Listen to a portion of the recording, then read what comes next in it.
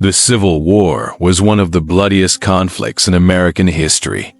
But what if I told you that it could have been much, much worse? Because believe it or not, things were actually looking pretty grim for our Union. You see, as the war dragged on, it became clear that neither side could really win, and so they turned to a higher power for help. Well, by higher power, I mean Satan. See, both sides had secretly been making pacts with the Prince of Darkness, and so he would grant them an army of the undead. Now, normally, this sort of thing doesn't happen in real life, but these were not normal times. And so, as the story goes, Confederate President Jefferson Davis met with a voodoo priestess named Marie Delphine McCarthy to make a blood pact with Satan. In exchange for his soul, she raised an army of vampires to fight for the Confederacy. Meanwhile, the Union turned to a secret society of monster hunters led by the mysterious Blade. Now, to be honest, we don't know a whole lot about Blade, only that he wears a really cool hat and fights vampires with wooden stakes. Anyway, he and his team set up a defense in the town of Sentinel, Louisiana, where they planned to stop the vampire army. But even though they managed to kill most of the vampires, one managed to escape.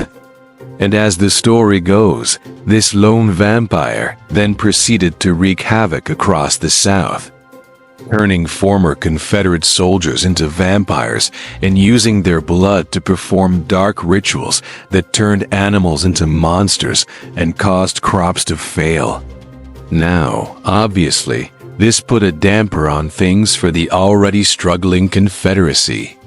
But there was no one who could stop him except for, of course, Blade, so he set out to find the vampire and bring him to justice. Now, this part of the story is a bit shaky because at one point Blade actually travels to New Orleans to find Davis and kill him. But when he gets there, he finds out that he's actually not a vampire, just a regular old human being. So I guess that means that all those years of fighting and dying and killing other vampires was for nothing. What a waste.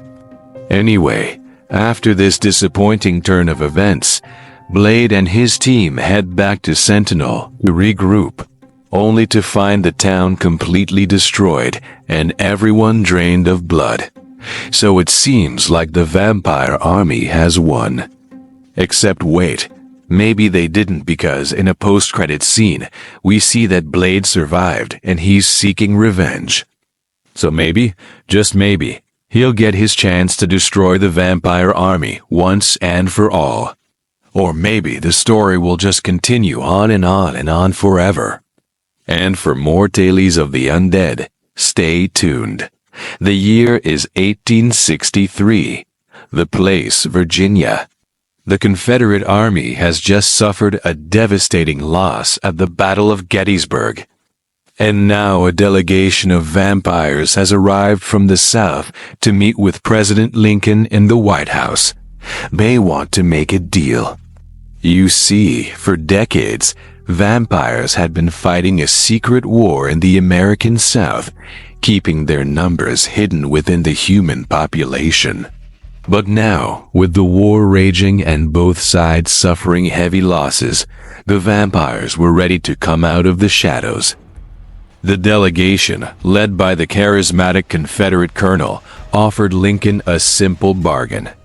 The vampires would use their powers to raise an army of the dead and fight for the Confederacy, turning the tide of the war in their favor. In exchange, they wanted recognition and autonomy over the territories they controlled. But Lincoln was a shrewd negotiator, and he knew that these creatures were nothing if not dangerous and unpredictable. He agreed to their terms, but with one crucial change. If the vampires successfully helped the Confederacy win the war, then they would be granted full citizenship and all the rights and privileges that came with it. But if they failed, then they would be considered property, enslaved forever by the Union. And so the Undead Uprising began. Led by the Confederate vampires, the reanimated corpses of soldiers from both sides rose from their graves and joined the fight. At first, it seemed like the vampires would win. The Union forces were caught off guard by this new and terrifying enemy, and many were quickly overwhelmed. But as the war dragged on, the humans began to fight back.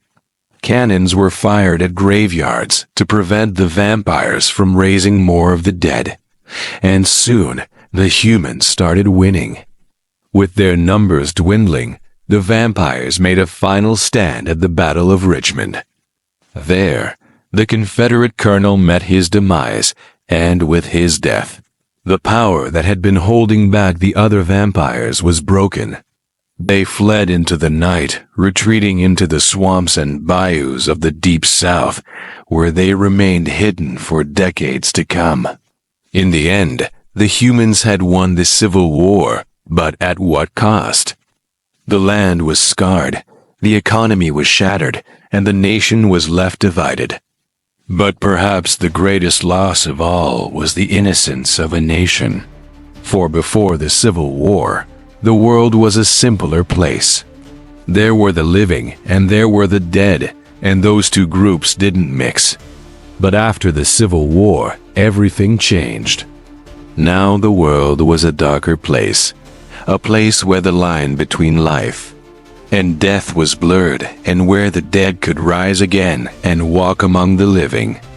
And so it was that the Civil War ended not with a bang, but with a whimper that still echoes to this day. Because, let's face it, when it comes to wars, the real monsters aren't always the ones you can see. Sometimes they're the ones who come back to haunt you from the grave. Thank you for watching. And if you enjoyed this video, please be sure to check out my others.